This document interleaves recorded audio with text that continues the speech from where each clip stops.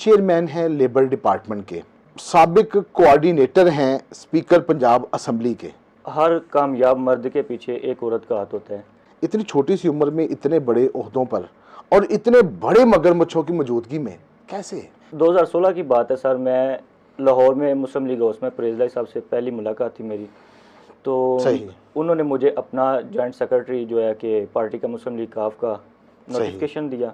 ये एक बहुत बड़ा सवाल है कि मजदूरों के दिन पर मजदूर को छुट्टी क्यों नहीं मिली? मैं हर मुमकिन कोशिश कर रहा हूँ कि जो हमारा ये अलमिया है ये कम अज़ कम मुख्तसर टाइम में जो है कि हम इसको हैंडल करें। चाइल्ड लेबर के खिलाफ इसके खात्मे के लिए कोई मरबूत हिकमत अमली, कोई भरपूर इक़दामात? हम मुख्तसर मिल्स फैक्ट्रीज वगैरह में जो है वो विज़िट करेंगे, चाइल्ड लेबर के ख़िलाफ़ एक्शन लेंगे।